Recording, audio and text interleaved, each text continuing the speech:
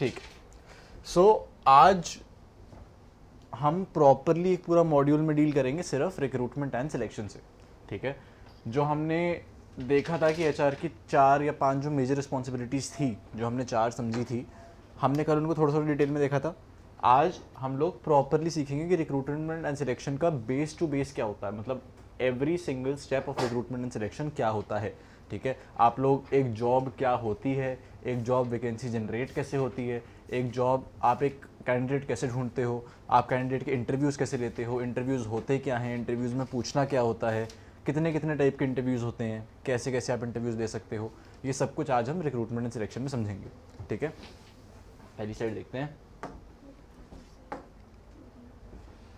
ठीक है, ये तो लर्निंग ऑब्जेक्टिव्स हैं हमारे। ठीक है, आगे बढ़ते हैं। ठीक है, अब ये एक थोड़ा सा डिस्कशन करते हैं कि हम लोग कंपनीज एम्प्लॉयज़ ढूंढती कैसे हैं। क्या लगता है यहाँ पे लोगों को कि कंपनीज एम्प्लॉयज़ ढूंढती कैसे हैं, फर्स्ट टू लास्ट स्टेप। एक एक करके स्टेप्स बता दो। फर्स्ट स्टेप को मेरे को बताओ कि एम्प्लॉय, चलो ठीक है, मेरे को पता चल गया मेरे को एक एम्प्लॉय ढूंढने की ज़रूरत है, मैं पहला स्टेप क्या करूँ। ठीक है, मैंने पहला स्टेप वैकेंसी पोस्ट कर दी। ठीक है, बेसिक। मैं वैकेंसी कहाँ पोस्ट कर सकता हूँ। ठीक है, न्यूज़पेपर एक हो गया। सेकंड, लिंक्डइन दूसरा हो गया। इससे मेरे को याद आया आज आपको लिंक्डइन भी चेक होना है। ठीक है, चलो ठीक है, अगर आज नहीं बनवाया तो फिर आज सेकंड सेशन तक, 3 बजे वाला जो सेशन होगा उस तब तक हो जाना चाहिए। हाँ, कल बोलो तो क्या हो गया, कल ऑनलाइन कर लेंगे। ठीक है, हाँ, तो न्यूज़पेपर हो गया। ठीक है, हैप्पी बर्थडे। न्यूज़पेपर हो गया, वैकेंसी। ठीक है, न्यूज़पेपर, लिंक्डइन और पोस्टर्स निकाल सकते हैं जो आपने बहुत सारे स्टोर्स पे लगे हुए देखे होंगे बाहर कि नीडेड स्टोर डिलीवरी बॉय, ये सब कुछ। College placements, very good. और इंटर्नशिप प्रोग्राम्स। ठीक है, एजेंसी, हायरिंग एजेंसीज। ठीक है, यहाँ पे मैंने कहीं ना कहीं वैकेंसी डाल दी। First step done. First step मेरा क्या निकला, वैकेंसी डालना निकल गया भाई।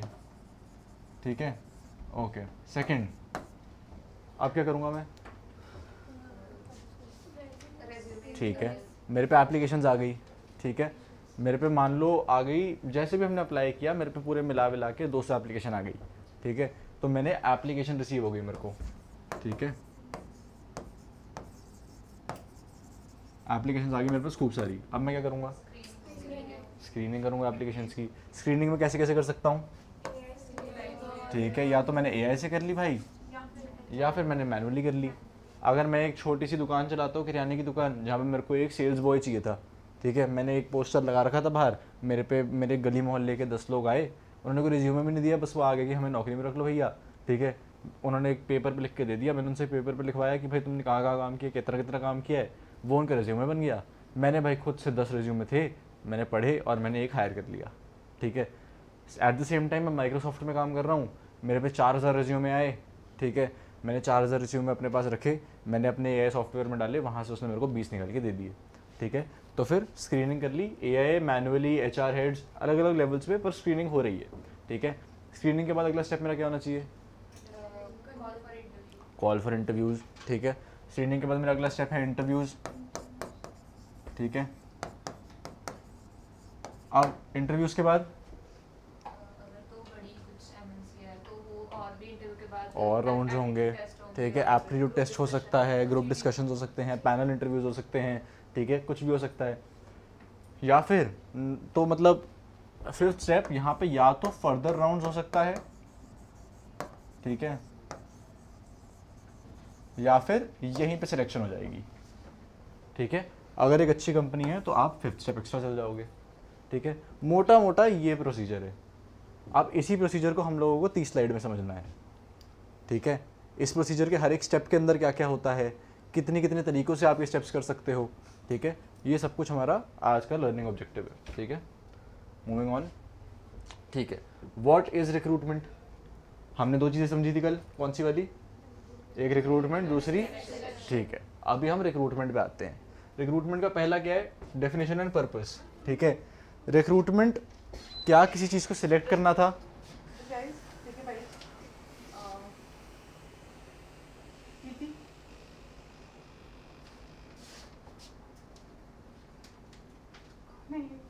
जैस्मिन,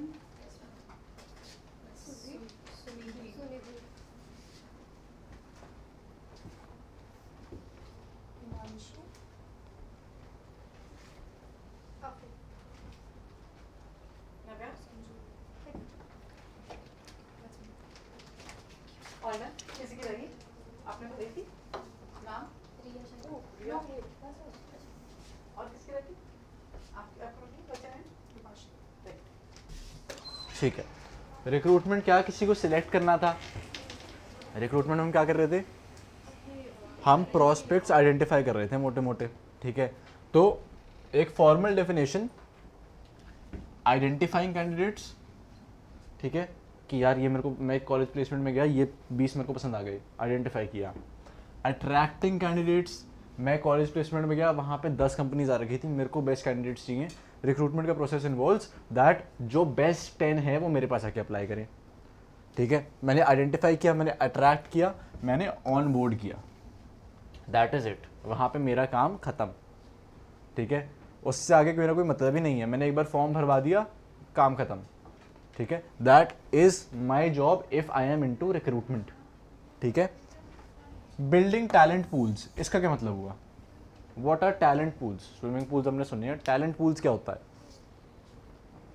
टैलेंट के बेसिस पे कैटेगराइज करना, सिमिलर टैलेंट्स को ग्रुप कर देना साथ। ठीक है, क्लोज इनफ, ठीक है।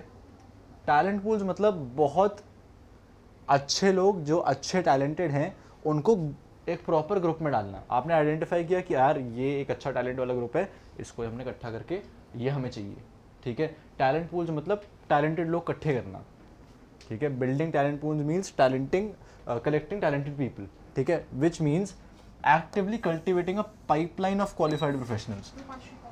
क्वालिफाइड प्रोफेशनल्स मतलब टैलेंटेड लोग, ठीक है। अब what does creating a pipeline mean in a technical term? आप बिजनेस स्टूडेंट्स हो, ठीक है। पाइपलाइन बनाने का क्या मतलब होता है? लेट्स से मैं कह रहा हूँ कि मेरी पाइपलाइन में मैं एक सर्विस बेस्ड बिजनेस चलाता हूँ, ठीक है। और मेरी पाइपलाइन में अभी 4 क्लाइंट्स हैं, मेरी पाइपलाइन में 4 प्रोजेक्ट्स चल रहे हैं, ठीक है। What does creating a pipeline mean? नहीं, नेटवर्क नहीं होगा एग्जैक्टली। एक वर्कफ्लो क्रिएट करना, एक मेरे पाइपलाइन बनाई मतलब, अगर मैं इसको एक आपको पाइपलाइन ये होती है टेक्निकली, ठीक है। इसका एक स्टार्ट पॉइंट है, इसका एक एंड पॉइंट है, ठीक है। मैंने एक कैंपस से बच्चे उठाने हैं, या फिर कहीं पे भी न्यूज़पेपर से बच्चे उठाने हैं, या फिर कहीं पे भी लिंक्डइन से बच्चे उठाने हैं, ठीक है। यहाँ पे मेरा 1 talent, 2 talent, 3 talent, 4 talent, 5 talent, ये मेरी कंपनी है। आसान शब्दों में यहाँ पे मेरा रिक्रूटमेंट का काम है, मैंने ये पाइपलाइन कंटिन्यूस रखी हुई है। ये एक से बढ़ के एक टैलेंट्स मैं अपनी कंपनी को पाइपलाइन के थ्रू भेजे जा रहा हूँ, भेजे जा रहा हूँ, भेजे जा रहा हूँ, भेजे जा रहा हूँ, ठीक है। That is cultivating a pipeline of qualified professionals for current and future role requirements.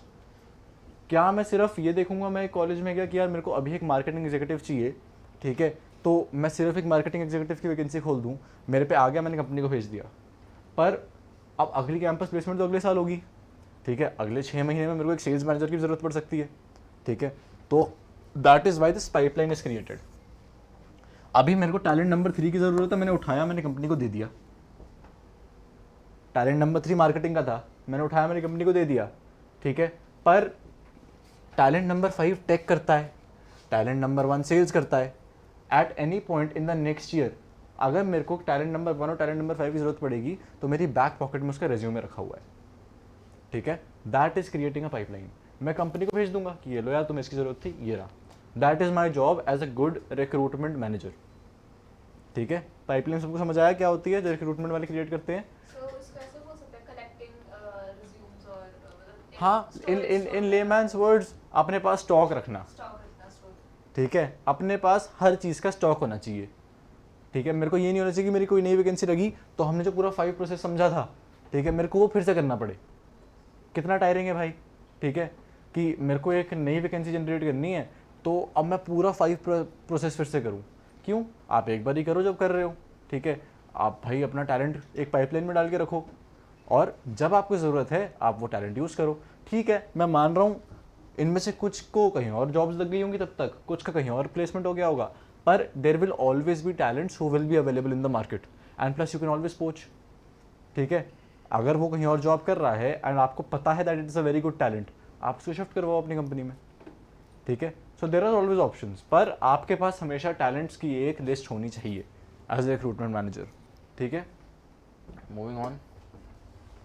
ठीक है, इंपॉर्टेंस ऑफ रिक्रूटमेंट। ठीक है, अब रिक्रूटमेंट की इंपॉर्टेंस बहुत ईजी है कि क्या होगा भाई, अच्छे टैलेंट्स आइडेंटिफाई करे हैं तो फिर प्रोडक्टिविटी बढ़ेगी। ठीक है, अगर एक रिक्रूटमेंट वाला खराब लोग उठा के ले आएगा तो ऑफकोर्स कंपनी की प्रोडक्टिविटी नीचे जाएगी। So a good recruitment manager make sure that the productivity of the company always goes up because he brings in those talents. ठीक है, सेकेंड, कल्चर बढ़ेगा। If a recruitment manager goes to a college and he picks up the most unsocial, ठीक है, the most left alone students of that particular college, ठीक है, then उसकी company में भी वैसा कल्चर रहेगा। अगर वो वहाँ से लड़ाकू बच्चे उठा के ले आया, अगर वो वहाँ से you know he brings in those disturbing factors, ठीक है, तो कंपनी में भी वो डिस्टर्बिंग फैक्टर्स कंटिन्यू रहेंगे। बट अगर मैं एक अच्छा रिक्रूटमेंट मैनेजर हूँ, मैं सिर्फ स्किल्स नहीं देखूंगा, मैंने उसका बहुत कुछ एनालाइज करना है कि वो लोगों से बात कैसे करता है, क्या वो उसका बिहेवियर अच्छा है, क्या उसके पुराने कुछ कंसर्न्स रहे हैं। मैं कॉलेज से उसका डिसिप्लिनरी रिकॉर्ड निकलवाऊंगा। ठीक है, मतलब अगर मेरे को एक बच्चा पसंद आया, मैं कॉलेज के पास जाऊँगा कि मेरे को उसका रिकॉर्ड दो पुराना। ठीक है, इज ही एक्चुअली डिसिप्लिन्ड। ठीक है, ऐसी ऐसी चीज़ों की वजह से I can keep up the culture of my company. ठीक है, प्रॉफिटेबिलिटी, कल्चर अच्छा होगा कंपनी का, प्रोडक्टिविटी अच्छी होगी कंपनी की, तो हमने दोनों बारी देखा है, इतनी बारी हमने देख लिया है कि दो तीन चीज़ों को मिला के एंड में प्रॉफिटेबिलिटी ही निकलती है। ठीक है, हर एक HR स्टेप अगर अच्छे से किया जाए उसका फाइनल गोल प्रॉफिटेबिलिटी ही है। अंडरस्टैंडेबल? ठीक है, आगे बढ़ते हैं। ठीक है, रिक्रूटमेंट वर्सेस सिलेक्शन। रिक्रूटमेंट मोटा मोटा सीधी बात है, हायरिंग। अरे यार ये छुपेगा कैसे, चलो जो भी है, हमें पता ही है। ठीक है, recruitment attracts applicants, selection chooses the best candidate. ठीक है, रिक्रूटमेंट ने आपका एक फनल बनाया, हायरिंग फनल उसने क्रिएट की। हायरिंग फनल क्या होती है? फनल क्या होती है पता किसी को? हाँ, ये एक फनल हुई। आप इसको रिक्रूटमेंट से कनेक्ट करो। पाइपलाइन जैसे आपने अभी समझाया। एग्जैक्टली ठीक है, यहाँ पे पड़ा है 1, यहाँ पे पड़ा है 2, यहाँ पे पड़ा है 3, यहाँ पे पड़ा है 4, यहाँ पे पड़ा है 5, यहाँ पे पड़ा है 6। ठीक है, ये हमारी हायरिंग फनल है, ये रिक्रूटमेंट ने क्रिएट करके दिया। ठीक है, यहाँ से अगर एक 5 बाहर निकलेगा वो सिलेक्शन क्रिएट करेगा। ठीक है, ये आपकी हायरिंग फनल है, बहुत सारे एप्लीकेंट एक रिजल्ट। ठीक है, this is called hiring funnel. ठीक है, अब सिलेक्शन का क्या है? Chooses the best candidate from the pool. या आपका उसने बनाया, इसमें से बेस्ट कैंडिडेट उसने निकाल के सिलेक्शन ने चूज कर लिया। Basic difference recruitment selection. ठीक है, आगे बढ़ते हैं। ठीक है, कंप्लीट रिक्रूटमेंट प्रोसेस। अब ठीक है, ये हमने कभी नहीं समझा अभी तक कि रिक्रूटमेंट का पूरा प्रोसेस अंदर कैसे चलता है। पहला, एक वैकेंसी। मैं एक कंपनी का एग्जांपल लेके चलते हैं हम इसमें। ठीक है, किस कंपनी एग्जांपल ले बताओ? अमेजोन का एग्जांपल लेके चलते हैं। ठीक है, अमेजोन का एग्जांपल हमने ले लिया, AI का टाइम चल रहा है। ठीक है, अमेजोन को एक नया प्रॉम्प्ट जनरेटर चाहिए था, प्रॉम्प्ट इंजीनियर जिसको हम कहते हैं। प्रॉम्प्ट इंजीनियर क्या होता है?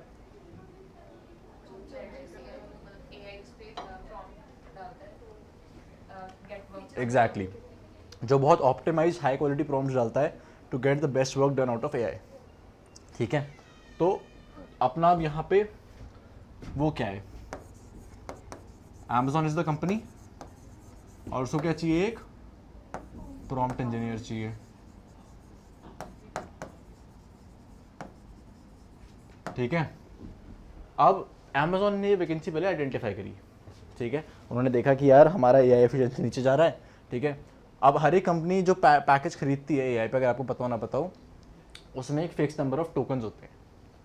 ठीक है, कि आप $100 के आपको हमने दिए हैं, आप $100 के टोकन्स यूज़ कर सकते हो। टोकन्स आर, जितनी बार आप क्वेश्चंस पूछोगे उतने टोकन्स खर्च होते रहेंगे।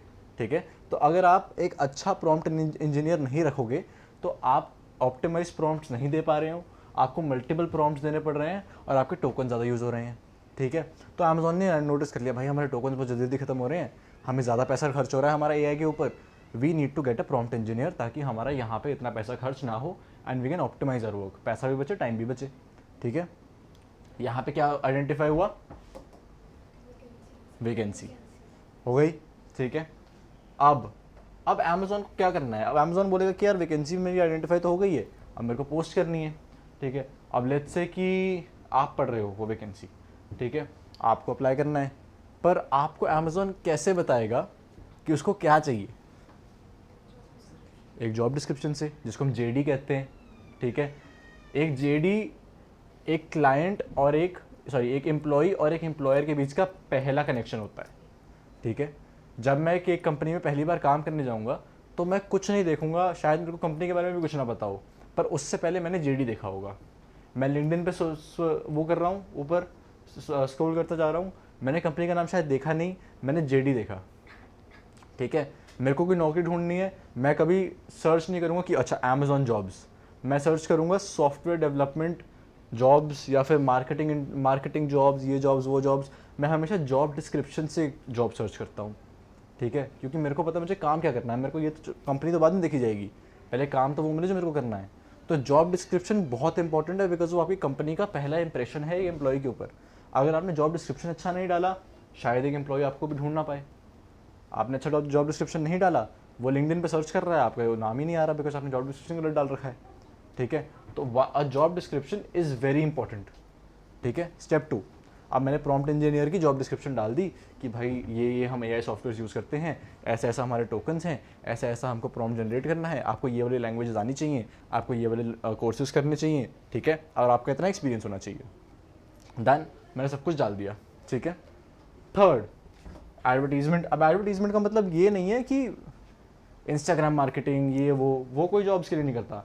एडवर्टीजमेंट मतलब वैकेंसी पोस्ट करना, ठीक है, लिंक्डइन पे डाली, इंडीड पे डाली, इंटर्नशाला पे डाली, आपने अपने पर्सनल हायरिंग प्लेटफॉर्म्स होते हैं बहुत कंपनीज के, अमेज़ॉन वगैरह के, आपने वहाँ डाली, आपने 2-3 इन्फ्लुएंसर्स को बोला कि आजकल आपने देखा होगा वो करियर इन्फ्लुएंसर्स होते हैं, वो प्रमोट करते रहते हैं कि लिंक्डइन पे फेसबुक की 10 इंटर्नशिप अपॉर्चुनिटीज़ खुली हैं, वो खुद से तो नहीं करते हैं, ठीक है, वो पेड होते हैं, ठीक है। तो उनको बोला गया कि भाई प्रमोट करो, हमें चाहिए और लोग, ठीक है। एडवर्टीजमेंट करिए आपने बेसिकली जॉब पोस्ट कर दिया एट दिस पॉइंट। ये हो गया आपका स्टेप 3। यार ये नंबर चले हुए हैं, स्टेप 1, स्टेप 2, स्टेप 3, ठीक है। स्टेप 3 हो गया। स्टेप 4 पे हम आते हैं। Step 4 is applications. हमें पता है आपने जॉब वैकेंसी डाली, अगला स्टेप क्या होगा, एप्लीकेशंस आ गई आपके पास, खूब सारी एप्लीकेशंस आई हैं हमारे पास, collection of candidate resumes and profiles आ गया है, ठीक है। स्टेप 5 स्क्रीनिंग हमने मैनुअली करी है, हमने एआई से करी, सेम चीज़ हमने पढ़ रखी है। स्टेप 6 इंटरव्यूज़, ठीक है। इंटरव्यूज़ में आपने assessing candidates through formal discussions, interview सबको पता है क्या होते हैं। स्टेप 7 आपका अब सिलेक्शन यहाँ से शुरू होता है, ठीक है। फाइनल डिसीजन, सक्सेसफुल कैंडिडेट, कुछ भी स्टेप्स हो सकते हैं, इन दोनों स्टेप्स के बीच में भी और स्टेप्स हो सकते हैं अभी, ठीक है, पर ये है कि आपका एक जनरलाइज्ड वे, ठीक है। और फिर स्टेप 8 जो हमारा फाइनल स्टेप है, विच इज़ एक ऑफर जनरेट करना। एक ऑफर लेटर आता है आप लोगों के पास, ठीक है, दैट इज़ आपका स्टेप 8। जिस टाइम एक एम्प्लॉई के हाथ में ऑफर लेटर आ गया, उससे पहले तक वो कंपनी का पार्ट नहीं है, उसके बाद वो कंपनी का पार्ट है, ठीक है। फाइनल हमारा stage is in offer letter, ठीक है। ओके, मूविंग ऑन, ठीक है। Identifying vacancies. अब भाई हमने पढ़ तो लिया कि पहला स्टेप वैकेंसी जनरेट करना है। अब अमेज़ॉन ने वो प्रॉम्प्ट इंजीनियर की वैकेंसी आइडेंटिफाई कैसे करी, एफिशिएंसी एक पॉइंट है, ठीक है। एफिशिएंसी आएगा ग्रोथ के अंडर, ठीक है। पहला इज ग्रोथ, प्रॉब्लम ढूंढा, ठीक है। प्रॉब्लम क्या है, एक्स्ट्रा एक्सपेंस एक प्रॉब्लम है, ठीक है। एक्स्ट्रा एक्सपेंस किसके अंडर आएगा, ग्रोथ के अंडर आएगा, ठीक है।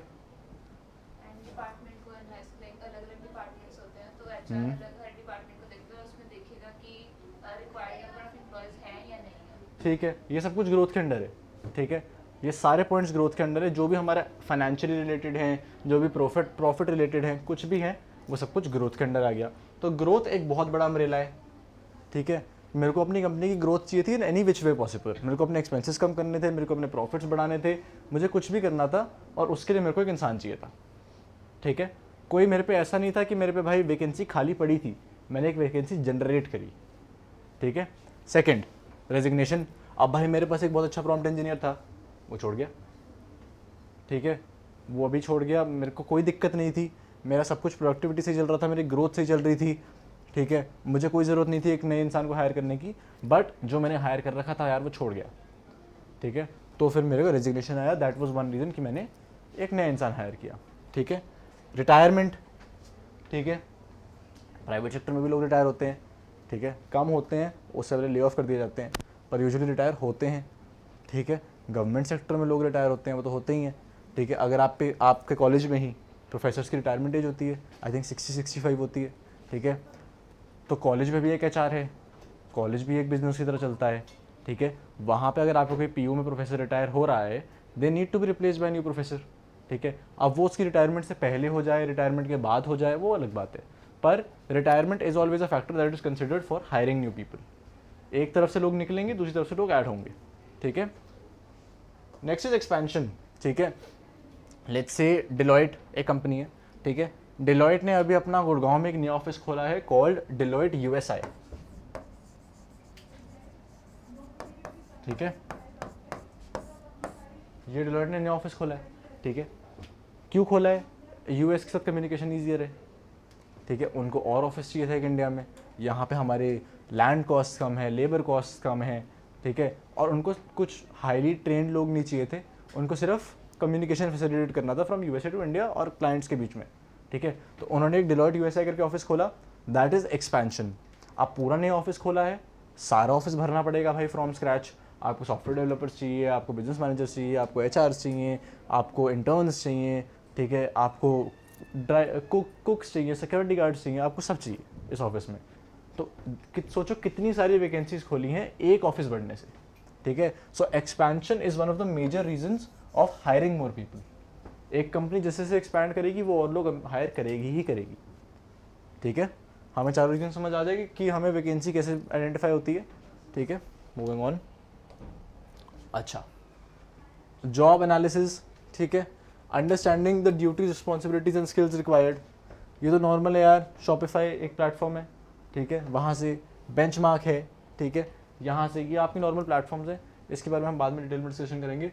बट जॉब एनालिसिस इज कि आप बस ये समझ लो कि जॉब एनालिसिस क्या होता है।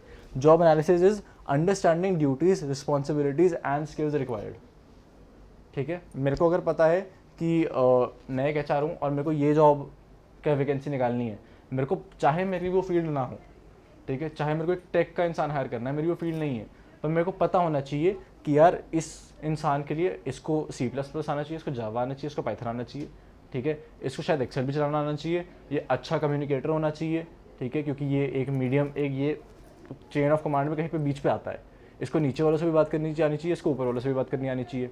ये सब कुछ एज एन एचआर मेरे को पता होना चाहिए, चाहे वो रिस्पॉन्सिबिलिटी मेरी फील्ड की हो या फिर ना हो, ठीक है। इजी। चलो next slide. JD, job description, जो हमें डिस्कस करना था, ठीक है। सबसे इंपॉर्टेंट चीज़ इसमें आती है जॉब टाइटल। क्यों? क्योंकि यही आपका वो कीवर्ड है जिसके बेसिस पे आपकी वैकेंसी ऊपर आएगी या नीचे आएगी, ठीक है। एक बेसिक मैं आपको बताता हूँ, SDE, ये रोल के बारे में किसी ने सुना है? सबसे कॉमन रोल है इन द बीटेक इंडस्ट्री, ठीक है, सॉफ्टवेयर डेवलपमेंट इंजीनियर, ठीक है, सबसे इजी है, ठीक है।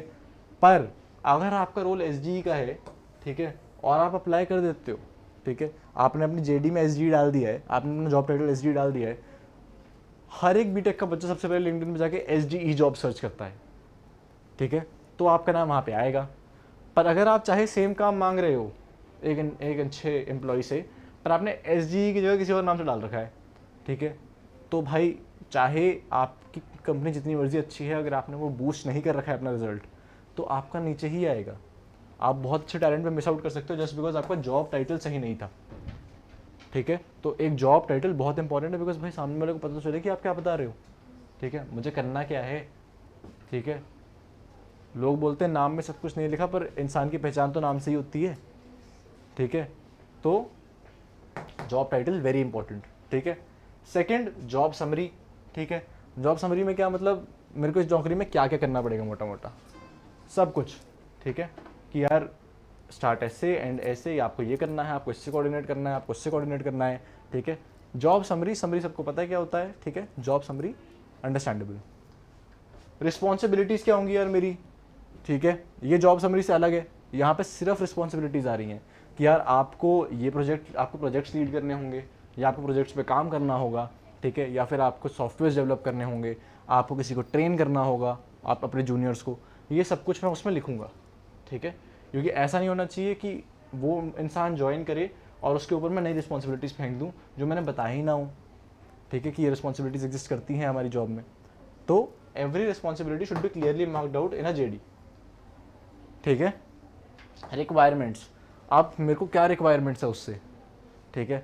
जो हमने बात करी थी, अगर मैं एसजी हायर कर रहा हूँ, क्या उसको ये लैंग्वेज आती है, क्या उसको वो लैंग्वेज आती है, क्या वो नए सॉफ्टवेयर्स पे काम कर सकता है, क्या वो पुराने सॉफ्टवेयर्स पे काम कर सकता है। अगर मेरी कंपनी पुराने पे काम कर रही है तो क्या उसको पुराने वाले आते हैं, अगर मेरी कंपनी नए वालों पे काम कर रही है तो क्या उसको नए वाले आते हैं, ठीक है। Anything and everything which is related to requirements is comes under a JD under the requirement section. Understandable, सबको समझ आ गया। मोटा मोटा सबसे ऊपर एक जॉब टाइटल आता है, ठीक है, फिर आपके यहाँ पे जॉब की एक हल्की सी समरी आ जाती है, ठीक है, अगर किसी ने ऑफर लेटर देखा हो, ठीक है। फिर यहाँ पे आपकी एक रिस्पॉन्सिबिलिटी सेक्शन आ जाएगा, ठीक है, और फिर यहाँ पे आपका एक रिक्वायरमेंट सेक्शन आ जाएगा, ठीक है। ये आपकी पूरी पूरी जॉब डिस्क्रिप्शन हो जाएगी, ठीक है। ये मोटा मोटा आपका स्ट्रक्चर है। अब डिफर करता है कंपनी टू कंपनी, पर ये चीज़ें ऐसी हैं जो हर एक में प्रेजेंट होती ही होती हैं, ठीक है। आगे बढ़ते हैं। इंटरनल रिक्रूटमेंट क्या होती है अब, ठीक है। इंटरनल एक्सटर्नल दो टाइप की रिक्रूटमेंट्स हैं हमारे पास, ठीक है। इंटरनल मतलब कंपनी के अंदर से ही किसी न किसी तरीके से हमने रिक्रूटमेंट कर ली। कैसे, पहला स्टेप इज प्रमोशंस। मेरे को भाई एक सीनियर मैनेजर की ज़रूरत थी, क्यों, वैकेंसी कैसे क्रिएट हो रही होगी सीनियर मैनेजर की, गेस करो।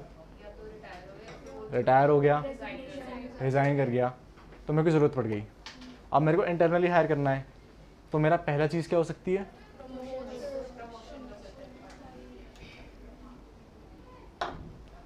मेरे पास 3 जूनियर मैनेजर्स थे, उनमें से जो बेस्ट काम कर रहा था, Now, girls who won't be submitting your files outside, आप अपनी फाइल्स यहाँ रख देंगे फिल करके, क्योंकि बाहर मिक्स हो जाएंगी, और इनकी स्क्रीनशॉट बन के आप पीडीएफ बन के आप टीचर्स को दे जाएंगे। मेक इट श्योर कि आप आज साइन करवा लें, ठीक है, आप आज साइन कर देंगे इनके साथ। ठीक ठीक है। मेरे पे 3 जूनियर मैनेजर्स थे, एक का काम बहुत एक्सेप्शनली अच्छा था, मैंने उसको उठाया, मैंने बोला भाई मेरे पे एक सीनियर मैनेजर की जॉब है, तेरे को मैं प्रमोशन दे देता हूँ, तेरे को मैं रेज दे देता हूँ। आप इससे मेरा क्या क्या काम सेव हुआ और मेरा रिस्क कैसे कम हुआ, मुझे ये बताओ। तो उसको कंपनी कल्चर के बारे में पता है। एग्जैक्टली मेरे एचआर का कितना काम बच गया, मेरा ट्रेनिंग का कितना काम बच गया, ठीक है। इंटरनल प्रमोशंस के हमें प्रोज एंड कॉन्स भी डिस्कस करने हैं, ठीक है। हमारा कितना काम बच गया यार एचआर का, ठीक है। आगे, और अगर कोई बाहर से हम इंसान को हायर करते तो हो सकता है वो कंपनी का कल्चर खराब कर देता है। फेयर इनफ, मेरे को इन इंसान के बारे में पता है, ठीक है। I have been working with this person for a very long time अब, ठीक है। सो आई नो कि ये कंपनी का कल्चर मेंटेन रख सकता है, आई नो इसमें वो लीडरशिप क्वालिटीज़ है, तो मैंने उसको प्रमोट कर दिया।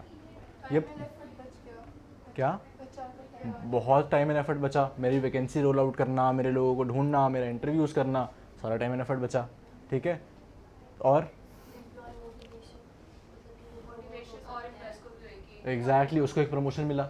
कल हमने पढ़ा था ये, ठीक है, कल हमने पढ़ा था कि एम्प्लॉयज़ को मोटिवेटेड कैसे रखते हैं, उनको प्रमोशंस दे के, ठीक है। तो अगर आपने किसी को प्रमोट किया तो उसका मतलब उसका मोटिवेशन बढ़ा, ठीक है। अब वो आपकी कंपनी में अगली प्रमोशन के लिए और काम करेगा, ठीक है।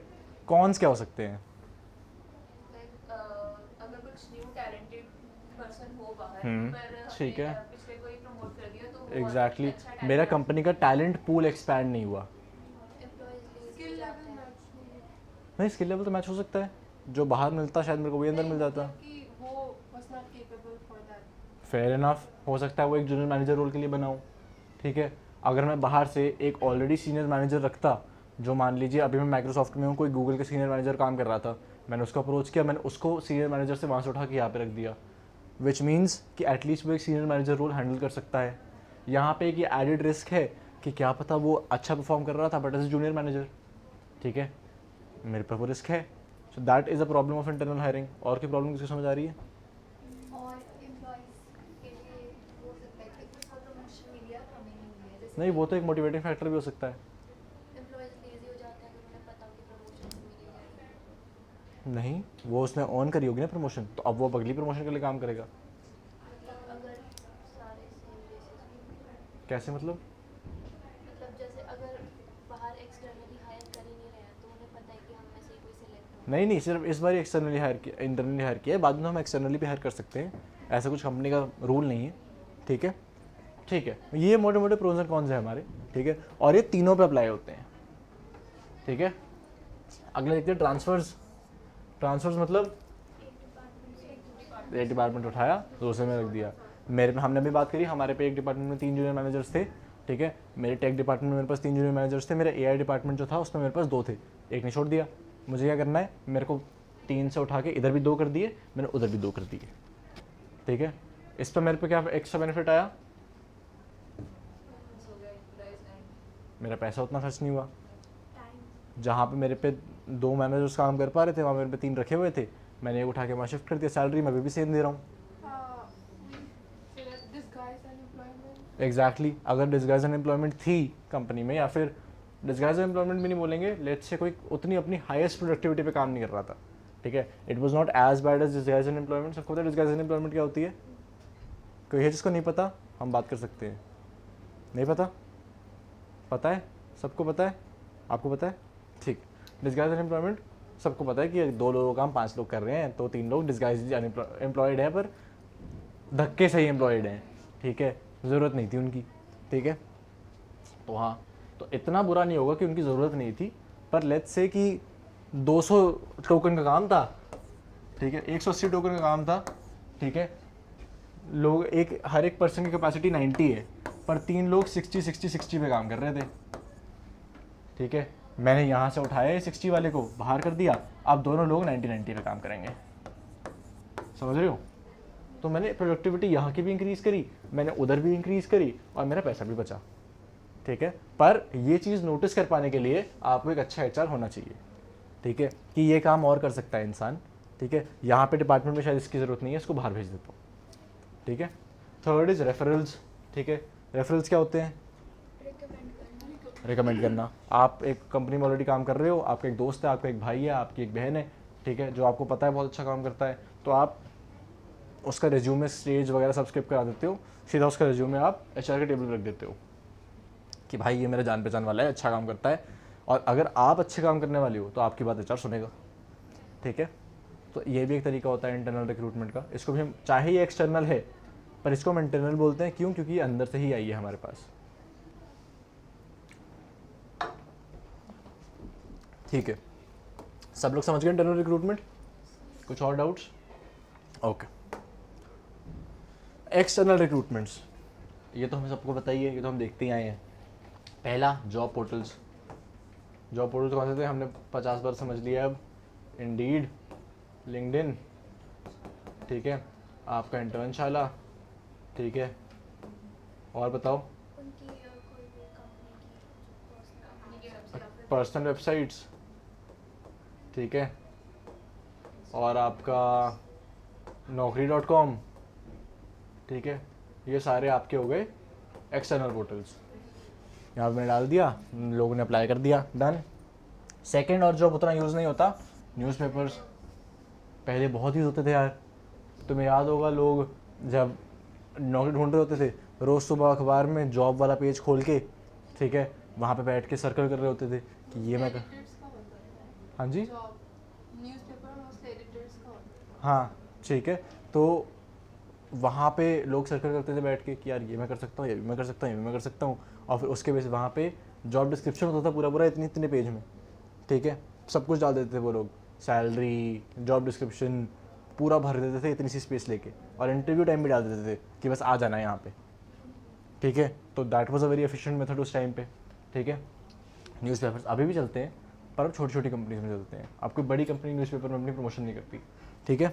एजेंसीज़, जॉब एजेंसीज़ बहुत सारी हैं, ठीक है। बहुत सारे लोग जाकर रजिस्टर करते हैं ऐसी एजेंसीज़ पे कि यार आपके पास एक्सक्लूसिव ऑफर्स आएंगे, ठीक है। अब आप एजेंसी को पैसे देते हो, कंपनी भी एजेंसी को पैसे देती है, तो वो ऑफ़र एक्सक्लूसिव है, समझ रहे हो। इंटर्नशाला पे तो यार किसी ने डाला, ठीक है, कोई भी एक्सेस कर सकता है, न्यूज़पेपर में कोई भी एक्सेस कर सकता है।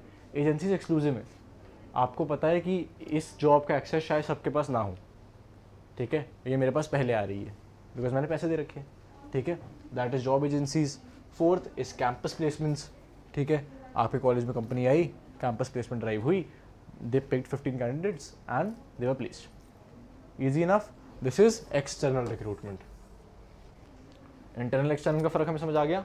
एक्सटर्नल मतलब अंदर के किसी भी इंसान का कोई रोल ही नहीं था हायरिंग में, ठीक है। In any way, directly indirectly कोई रोल नहीं था, ठीक है। आगे बढ़ते हैं। ओके, कैंपस रिक्रूटमेंट अब क्या होती है, ठीक है।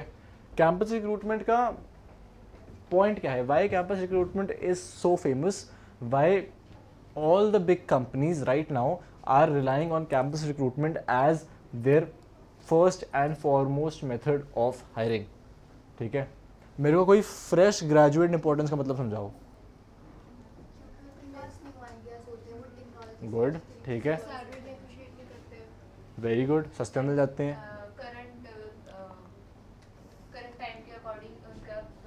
उनका स्किल सेट बना हुआ होता है, नए नए इंडस्ट्री में घुस रहे हैं, वो सब कुछ सीख के घुसते हैं, ठीक है। और फ्रेश माइंड होता है, एक्सपेक्टेशंस हाई नहीं होती। हाँ, चाहे आप एक आईआईटी में भी हो, ठीक है, तब भी आपको यही रहता है कि यार मेरे को जॉब मिल जाए, ठीक है, मैंने इतने साल मेहनत करी है, मेरे को जॉब मिल जाए, ठीक है। तो कंपनीज के लिए हायर करना ईजियर है, ठीक है। पूल बहुत अच्छा है लोगों का, ठीक है। इतने सारे अच्छे लाइक माइंडेड लोग जो आपके पास मर रहे हैं नौकरी करने को, वो आपको कहीं नहीं मिलेंगे एक्सेप्ट कॉलेज, ठीक है। एंथुजियाज़म बहुत ज़्यादा है लोगों में, फर्स्ट नौकरी है, सब कुछ करेंगे। 30-35 साल तक की उम्र तक पहुँचते पहुँचते अरे यार ऐसी चलती है नौकरियाँ, मेरे को पता है, मेरे बॉस ने मेरे को 5 काम बोले, मेरे को पता है, मेरे को डेडलाइन दी संडे तक, मुझे पता है कि उसकी डेडलाइन अगले फ्राइडे तक की है, उसने मेरे को संडे तक दी है, तो मतलब मैं वेंसडे तक काम सबमिट कर सकता हूँ, मेरे को कुछ नहीं बोलेगा, ठीक है। ये सब कुछ आना शुरू हो जाता है, ये एक म्यूचुअल अंडरस्टैंडिंग बननी शुरू हो जाती है कि यार ऐसे ही काम चलता है कंपनी में। पर एक फ्रेश ग्रेजुएट के दिमाग में ये नहीं होता, वो एक क्लीन स्लेट पे आ रहा है, उसको आप अपने हिसाब से मॉड्यूलेट कर सकते हो। सिमिलरली एक फ्रेश ग्रेजुएट के दिमाग में कोई पुराने कंपनी के या फिर कुछ ऐसे प्रोटोकॉल्स नहीं है, ठीक है, उसको अपने हिसाब से मोल्ड कर पा रहे हो, ठीक है। अगर कोई इंसान एक कंपनी में ऑलरेडी 5 साल 7 साल काम करके आना है, उसको अपनी कंपनीज़ के पॉलिसीज़ और अपनी कंपनीज़ के रूल में ट्रांसलेट करना बहुत मुश्किल है, ठीक है। हो जाता है बट इट टेक्स टाइम, धीरे धीरे के 1 वॉल एट अ टाइम आप तोड़ते रहते हो, 1 वॉल एट अ टाइम आप नई बिल्ड करते रहते हो, ठीक है। ऐसे करके आप कंपैरिजन होता है, ठीक है। आपकी भाई मेरी पुरानी कंपनी मेरे को इतना पे कर रही थी, अब मेरे को चाहिए एक स्विच कोई सेम पैसे पे नहीं करता, स्विच कोई लेस पैसे पे नहीं करता, मेरे को हायर सैलरी चाहिए फॉर द सेम रोल, मेरे को एक हायर सैलरी चाहिए। वो किस चीज़ का कॉस्ट है, वो एक्सपीरियंस का कॉस्ट है, ठीक है। एक फ्रेश ग्रेजुएट चाहे उस इंसान से ज़्यादा ट्रेंड होगा, उस इंसान से ज़्यादा उसको आता होगा, बट वो इसका कोई एक्सपीरियंस कॉस्ट नहीं जुड़ रहा है ना आपके साथ, आप वो स्विच का एक्स्ट्रा प्रीमियम नहीं पे कर रहे हो, ठीक है। तो that also saves you money, ठीक है। So that is the fresh graduate importance. और ये कैंपस रिक्रूटमेंट कहाँ पे होती है, ये होती है प्लेसमेंट ड्राइव्स पे। प्लेसमेंट ड्राइव सबको पता है क्या होती है, टेंट लगते हैं खूब सारे, कंपनियाँ आती हैं, ठीक है। बड़े बड़े कॉलेजेस में आपके सॉफ्टवेयर्स होते हैं, एक ऐसा सॉफ्टवेयर है सुपरसेट, किसी ने सुना सुपरसेट के बारे में? सुपरसेट बहुत कॉलेजेस यूज़ करते हैं, ठीक है। यहाँ पे आपकी जीपी आ जाती है, यहाँ पे आप अपना रेज्यूमे सेव कर सकते हो। ये एक ऑनलाइन प्लेटफॉर्म है जहाँ पे कॉलेज, जो हर एक कॉलेज अपनी मेंबरशिप ले लेता है यहाँ पे, ठीक है। और जब कंपनीज आ रही होती हैं तो जैसे जैसे अपॉर्चुनिटीज़ आती हैं वो आपके पास सुपरसेट पे लिस्ट होती रहती है। सो आपको बार बार अपनी मेल्स चेक करने की ज़रूरत नहीं है, ठीक है, क्योंकि मेल्स मिस हो सकती हैं। आप बस रोज़ सुबह उठो, आप सुपरसेट खोलो, आप स्क्रॉल करो, ठीक है, आप देखो ये मेरे लिए अच्छी है, आप देखो कि यार ये इसमें मैंने इंटरव्यू दे रखा था, यहाँ पे मैं सिलेक्ट हुआ हूँ, यहाँ पे मैं नहीं हुआ हूँ, ठीक है। आपने देखा मेरे को 5 जॉब रिस्पॉन्सिबिलिटीज पसंद आई, मैंने वहीं पे अप्लाई कर दिया, मैंने वहीं पे रिज्यूमे डाल दिया, ख़त्म, ठीक है। ऐसे प्लेटफॉर्म्स भी खुल गए हैं। सो दैट जो सबसे फेमस अभी चल रहा है, इट इज़ सुपरसेट, ठीक है। आगे बढ़ते हैं। ऑनलाइन रिक्रूटमेंट, ये तो हमने भाई बहुत ही बार पढ़ लिया है अब, ठीक है। सिंपल, लिंक्डइन, नौकरी, इंडीड, या फिर company career pages. Company career pages हमें पता था सबके अपने अपने प्लेटफॉर्म्स जो हैं, ठीक है। हर एक का अपना प्लेटफॉर्म भी होता है। बड़ी कंपनीज, तुम्हें माइक्रोसॉफ्ट की जॉब नौकरी पर डली हुई नहीं दिखेगी, ठीक है। तुम्हें गूगल की जॉब नौकरी पे नहीं मिलेगी, गूगल की जॉब गूगल के पेज पे मिलेगी, ठीक है। बड़ी कंपनीज के अपने खुद के अप्लाइंग पोर्टल्स होते हैं, ठीक है। कल हमने वो अमन गुप्ता की स्टार्टअप की बात करी थी, उसका भी खुद का कंपनी पेज था, ठीक है।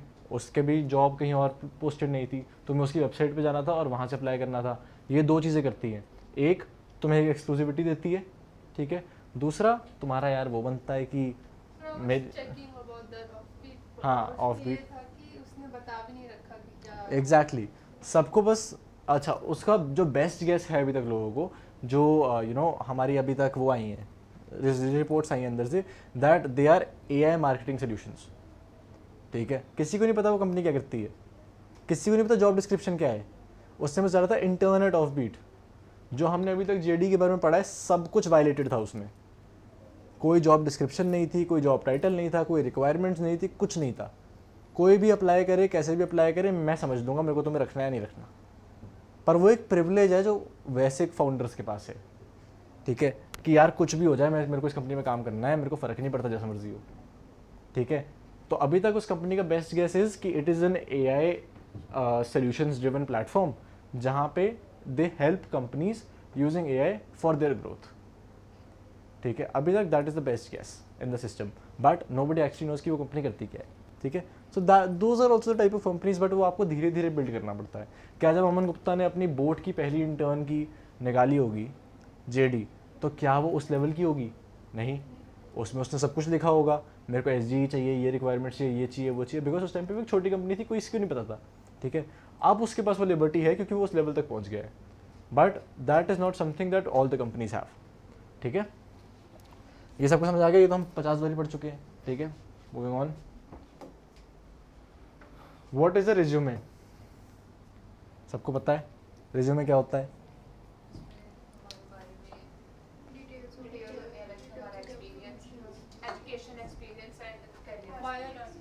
बेसिकली एक चीज़ जो एक रिक्रूटर को बताती है कि मैं क्या हूँ, वो एक रेज्यूमे है।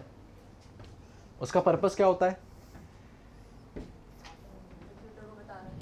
रिक्रूटर को बताना कि भाई मैं इस जॉब के लिए, in the best way recruiter को बताना कि मैं इस जॉब के लिए परफेक्ट क्यों हूँ, ठीक है, या फिर मेरे को इस जॉब के लिए कंसिडर क्यों किया जाए, ठीक है, या फिर मेरे में रिस्पॉन्सिबिलिटीज़ मैच करती हैं या नहीं करती हैं, ठीक है। बेसिकली एक रिक्रूटर को दिखाना कि मैं अच्छा कैंडिडेट हूँ, ये मेरा इंट्रोडक्शन है, यहाँ से मैंने पढ़ रखा है, ठीक है।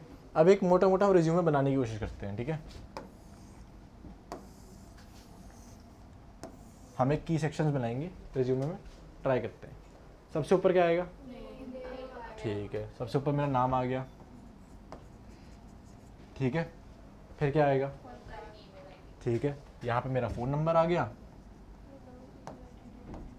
और यहाँ पे मेरी ईमेल आ गई, ठीक है। यहाँ पे शायद मेरा लिंक्डइन आ जाएगा, ठीक है, ये आ गया। यहाँ पे शायद मेरी डेट ऑफ बर्थ आ जाएगी, ये मेरी अब आएगा मेरी पर्सनल डिटेल्स का कॉलम, है ना। पर्सनल डिटेल्स में क्या आएगा? मेरी डेट ऑफ बर्थ आ गई, मेरी एज आ गई, ठीक है, वो वाला कॉलम आ गया, हो गया, मेरी इंट्रोडक्शन हो गई। अब क्या आएगा? अब मेरी एजुकेशन आ जाएगी, ठीक है, मेरी 10th, मेरी 12th, मेरी ग्रेजुएशन, ठीक है, सबके मार्क्स आ जाएंगे आगे कि यहाँ पे मेरे 93 आए थे, यहाँ पे मेरे 91 आए थे, यहाँ पे मेरा 8.2 CGPA आया था। अचीवमेंट्स, क्वालिफिकेशंस, ठीक है। अचीवमेंट्स सोचेंगे हम एंड में रखेंगे, ठीक है, कि मैंने पहले हम बताएंगे कि हम क्वालिफाइड गए हैं, ठीक है। समरी एंड में होगी ना, एक इंट्रोडक्शन होती है, ठीक है, हाँ, वेरी गुड, ठीक है। इसके बीच में एक करियर ऑब्जेक्टिव्स आ सकता है, वो वेरी गुड कॉलम, ठीक है, that is one column that we can include. यहाँ पे आपकी एक बायो आती है, ठीक है, कि I am this person. I have a very keen interest in this. I have a very keen interest in that. I am good in leadership. I'm good in this. I'm good in that. ये सब कुछ आती है, ठीक है. यहाँ पे अब मेरी स्किल्स आ सकती हैं, ठीक है, कि मेरे को ये प्लेटफॉर्म्स आते हैं, मुझे ये आता है, ठीक है. फिर मेरा एक्सपीरियंस, फिर मेरी सर्टिफिकेशंस आ सकती हैं, ठीक है. फिर मेरी क्वालिफिकेशंस मैंने लिख दी. फिर मेरा एक्सपीरियंस आ सकता है, वो स्किल्स में आ जाएगा, ठीक है, वो स्किल्स में आ जाएगा. अगर एक टेक के लिए अप्लाई कर रहे हो तो स्किल्स में लैंग्वेजेस आ जाएंगी. नॉन टेक के लिए अप्लाई कर रहे हो तो आपके डिजिटल मार्केटिंग ये सब टूल्स जो आपको आते हैं वो स्किल्स में आ जाएगा, ठीक है. यहाँ पे मेरा एक्सपीरियंस आ जाएगा फिर, ठीक है. यहाँ पे फिर मेरे प्रोजेक्ट्स आ जाएंगे जो मैंने कर रखे हैं. एक्सपीरियंस और प्रोजेक्ट्स अलग बात है. एक्सपीरियंस इज आपका एक्चुअल एक्सपीरियंस, ठीक है, कि मैंने इस कंपनी में तरह तरह काम किया है. प्रोजेक्ट्स इज आप कॉलेज में जो प्रोजेक्ट्स करते हो, ठीक है, दोनों अलग चीज़ें हैं. एक्सपीरियंस में आप, अगर आप एक फ्रेशर हो, ठीक है, तो आप एक्सपीरियंस पे अपनी इंटर्नशिप स्टार्ट कर सकते हो, ठीक है. That comes under experience. वो आपके प्रोजेक्ट्स के अंडर नहीं आएगा. प्रोजेक्ट्स आर डिफरेंट, ठीक है, और प्रोजेक्ट्स यूजुअली टेक के लोगों के लिए होते हैं, ठीक है. फिर आपके प्रोजेक्ट्स आ गए, फिर आपके अचीवमेंट्स आ गई, ठीक है, और ये आपका मोटा मोटा सीवी बन गया, ठीक है. ये आपका एक रिज्यूमे के मेजर जो की सेक्शंस हैं, ठीक है, वो ये वाले हैं. आपकी पर्सनल डिटेल्स, आपकी बायो, आपकी एजुकेशन, आपकी स्किल्स, आपकी सर्टिफिकेशंस, आपका एक्सपीरियंस, आपके प्रोजेक्ट्स और आपके अचीवमेंट्स. इससे ऊपर, ठीक, हाँ, इससे ऊपर मैक्सिमम लोगों को कुछ नहीं चाहिए आपके बारे में टू नो कि आपको एक इंटरव्यू देना चाहिए या नहीं देना चाहिए, ठीक है. दिस इज, ठीक है, this is all you can provide. आगे बढ़ते हैं, ठीक है. रिज्यूमे स्क्रीनिंग, ठीक है. अब हम लोग बहुत बारी बात कर चुके हैं कि रिज्यूमे स्क्रीनिंग होती है, ऐसे होती है, वैसे होती है. पर रिज्यूमे स्क्रीनिंग में होता क्या है, रिज्यूमे स्क्रीनिंग कैसे होती है, ठीक है, ये तो हमने बात ही नहीं करी. क्या क्या देखा जाता है आपके रिज्यूमे में. सबसे पहली चीज़, आपकी एजुकेशन बहुत मैटर करती है यार. आप एक IIT से पढ़े हुए हो, आप एक NIT से पढ़े हुए हो, आप एक MIT से पढ़े हुए हो, ठीक है, बहुत फ़र्क आ जाता है. आपके 10th में इतनी परसेंटेज थी, आपके 12th में इतनी परसेंटेज थी. There is a lot of difference, right, in how employers see you. चाहे वो चीज़ आपकी बहुत पास, 10th कितने टाइम पहले होगी यार, ठीक है. 10th को आई थिंक 4, यहाँ पे सबकी 10th को 6-7 साल हो गए होंगे, मेरी 10th को 8-9 साल हो गए हैं, ठीक है. But still it is considered as a factor for hiring. क्यों? बिकॉज आपकी education history matters a lot to an employer. सबसे पहली बात वो एक ग्राफ देखता है कि क्या पता है मेरे 10th में इतने हो, मेरे 12th में इतने हो, मेरे ग्रेजुएशन में इतने हो, मेरा ग्राफ ऐसा है, ठीक है. मेरे 10th में इतने थे, मेरे 12th में इतने थे, मेरे ग्रेजुएशन में इतने थे, मेरा ग्राफ ऐसा है. एज एन HR मेरे को पता है कि ये एम्प्लॉय शायद मेरे लिए सजेस्टेड नहीं है, ये एम्प्लॉय मेरे लिए बहुत अच्छा है, ये ग्रो कर रहा है, ठीक है. अब एक नॉर्मल ग्राफ जो मैक्सिमम का होता है, 10th में इतने थे, 12th में इतने थे, कॉलेज में इतने हो गए, ये नॉर्मल है. क्योंकि सबको पता है कि कॉलेज में जाके भाई इंसान थोड़ा हो जाता है, ठीक है. 10th में इतने, 12th में इतने, कॉलेज में इतने, ठीक है, ये तब एक्सेप्टेबल है अगर आपके 10th और 12th में बहुत ज़्यादा थे, ठीक है. तो ये एक एक्सेप्टेबल है. बट आपका एक ट्रेजेक्ट्री देखा जाता है कि आप, अब हाँ ये भी है कि अगर आप सिर्फ इतने तक रुक गए तो ठीक है, एक बेरेबल लॉस है. अगर आप 12th कॉलेज में सीधे नीचे हो कि भाई मेरे 10th में 90 थी, 12th में 94 थी, मेरे कॉलेज में 4 CGPA, ठीक है, 5 CGPA, तो भाई फिर तो आप अगेन एजुकेशन देखना is a very important point, ठीक है. आपको एक इंसान की ट्रेजेक्ट्री पता चलती है over a period of the past 4, 5, 6 years, ठीक है. उससे आपको पता चल जाता है कि क्या ये इंसान केपेबल है मेरी कंपनी में काम करने को या नहीं है, ठीक है. Education very important. सेकंड मेरी स्किल्स, ठीक है. स्किल्स क्यों देखेगा कोई कि यार क्या ये मेरी कंपनी, जो मेरी रिस्पॉन्सिबिलिटीज़ हैं, जो मेरे को इससे काम चाहिए, अगर इसके पास वो स्किल्स ही नहीं है, ठीक है, तो ये मेरे पास काम कैसे करेगा. सिंपल सी बात है. तो skills are also very important to check. Achievements, achievements को क्यों देखेगा यार, मगर मेरे पास स्किल्स हैं, ठीक है, मेरे पास जो स्किल्स हैं वो हैं, पर लेट्स से मैंने कुछ ऐसा खास अचीवमेंट नहीं किया है, तो फ़र्क क्या पड़ता है कंपनी को. कॉन्फिडेंस कम हो जाता है। गुड, मैंने कुछ अचीव नहीं किया है, मेरे में वो शायद, आपने बहुत बार देखा होगा यार कि बहुत अच्छे टैलेंट्स होते हैं, ठीक है. अगर कोई स्पोर्ट्स फॉलो करता है, बहुत अच्छे टैलेंट्स होते हैं जो कभी उस लेवल तक नहीं पहुंच पाते, ठीक है. उनमें वो किलर इंस्टिंक्ट मिसिंग होता है, उनमें वो विनिंग मेंटालिटी मिसिंग होती है, ठीक है. उसका एक कंपनी पे बहुत इफेक्ट पड़ता है, आप जितने मर्जी अच्छे एक्सपीरियंस जो, if you don't have that winning mindset, if you don't know what winning feels like, if you don't know what the feeling of achieving something is, ठीक है, I don't think you are a good fit for my company, because my company works with people who have a winning mindset, my company works with people who achieved something in life, ठीक है, and they can do it again and again and again. ये नहीं कि मैं एक बारी 10वीं में भाई मेरे को एक मेडल मिला था and that is my only achievement और मैं कॉलेज फोर्थ ईयर में पहुंच गया हूँ, ठीक है, that also does not make sense, ठीक है. You need to constantly be achieving, ठीक है. स्किल्स तो बहुत लोग डेवलप कर सकते हैं, क्या वो स्किल्स को इम्प्लीमेंट करके you can achieve something, that is what a company wants. A company does not work on processes, it works on results, ठीक है. आप लगा लो भाई, दिन भर मेहनत लगा लो, दिन भर अपना खून पसीना बहा लो, but if you cannot achieve something with the company you are useless to me, ठीक है. Understandable, that is achievements. हाँ जी. अचीवमेंट्स हम ये भी सकते हैं कि कॉलेज में ऐसे हम कुछ ट्रस्ट करते इवेंट्स कंडक्ट हाँ. करते हैं, बट उसके लिए हमें सर्टिफिकेट्स नहीं मिलते हैं बिकॉज हम खुद कंडक्ट करवा रहे हैं, बट रिज्यूम में हम लिख सकते हैं, तो वो अचीवमेंट्स ही कहलाएंगे. नहीं यार, मतलब achievements are usually something that you have proves to, ठीक है. फॉर एग्जाम्पल सेम थिंग, मैंने कॉलेज में बहुत इवेंट्स कराए थे, but we always use to make sure that whenever we ended an event we either got a trophy, ठीक है, और we got certificates signed by the college authorities, या फिर trophies given to us by college authorities, ठीक है. वो photos, वो certificates, they act as proofs that these were your achievements. Otherwise मैं भी कॉलेज से निकला हूँ भाई, मैं जाके बोल दूँ वो मैंने अपने कॉलेज का टेडेक्स करवाया था, ठीक है, पर मेरे को सर्टिफिकेट नहीं मिला बिकॉज मैंने खुद ही करवाया था, मैं अपने आपको सर्टिफिकेट थोड़ा ना देता, ठीक है. That does not make sense. I know it sounds weird की, और मजाक भी बहुत उड़ाया जाता है कॉलेज में, हमारा बहुत उड़ाया जाता था, ठीक है, दैट ये लोग खुद इवेंट कराते हैं, इवेंट के एंड पे खुद को ट्रॉफी दे देते हैं. भाई इट वॉज नॉट लाइक कि we wanted that trophy to be given to us, पर अगर हम नहीं देते तो और कोई ना देता. कॉलेज तुम्हारे लिए ट्रॉफीज नहीं बनवा के रखेगा कि ओ तुमने इवेंट कराया ये लो ट्रॉफी, ठीक है.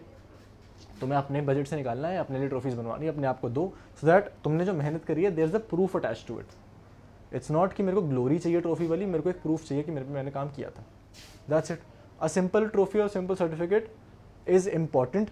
और बहुत companies you know when your resume selected और तुम इंटरव्यू में जाओगे, they ask you to bring a proper copy और a proper you know file of all your certificates जो आपने मेंशन कर रखे, ठीक है. So that becomes very important because आपको हर एक चीज़ का प्रूफ चाहिए, और अगर आप कुछ नहीं दे पा रहे हो प्रूफ जाके, then you are considered a liar, ठीक है.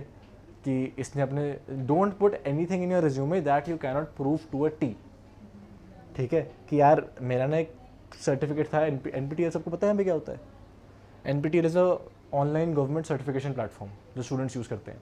तो ये सर्टिफिकेशन वाला कॉलेज हमने डिस्कस किया था, तो ऐसा नहीं होना चाहिए यार मेरा NPTEL था, मेरे सिर्फ 2 नंबर से रह गया था पास होने को, मैं डाल देता हूँ कि मेरा क्लियर हो रखा था, ठीक है, समझ गए. या फिर मेरे NPTEL में 65% आए थे, पास तो हो ही रखा था, मैं डाल देता हूँ मेरे 72 आए थे. मेरे कॉलेज में 93 थे, मैं डाल देता हूँ मेरे 94 थे. नहीं, तुम कुछ भी प्रूव नहीं कर सकते हो, and if the company catches that तुम बहुत नीचे चले जाते हो, ठीक है. अंडरस्टैंडेबल. ओके, आगे बढ़ते हैं. ये सबको समझ आ गया रिज्यूमे स्क्रीनिंग कैसे होती है, ठीक है. ये आप लोग करेंगे अपनी ब्रेक में, ठीक है.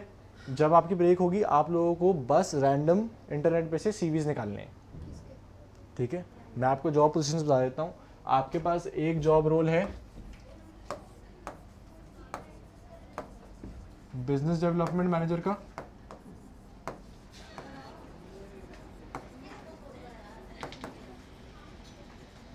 ये आपका पहला जॉब रोल है, ठीक है. और आपका दूसरा जॉब रोल है एक सॉफ्टवेयर डेवलपमेंट इंजीनियर का.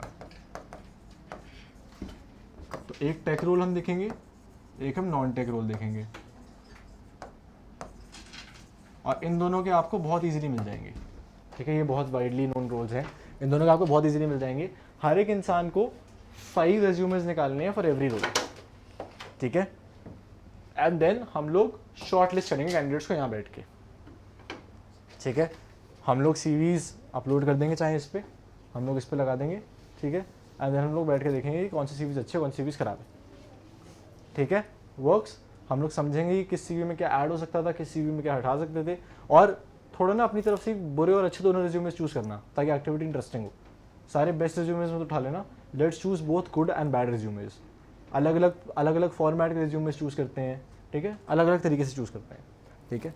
हो गया business development manager and software development engineer, ठीक है। ओके आगे बढ़ते हैं।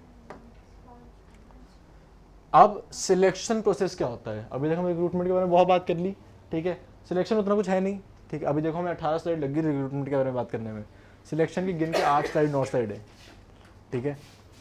उसमें से भी थैंक यू वाली होंगी, ठीक है। सबसे पहला स्क्रीनिंग, ठीक है।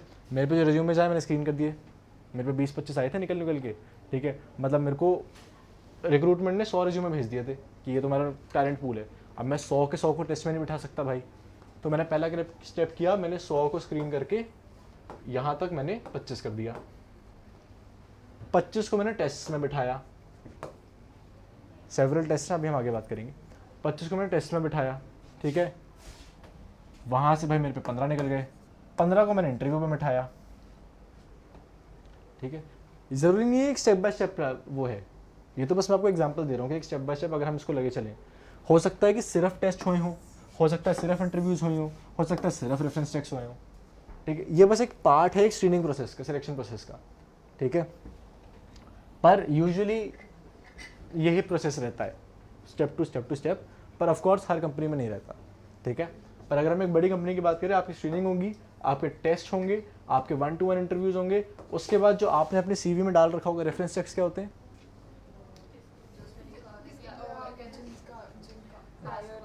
एग्जैक्टली, या तो प्रायर काम, पर एक फ्रेशर का क्या होगा रेफरेंस चेक?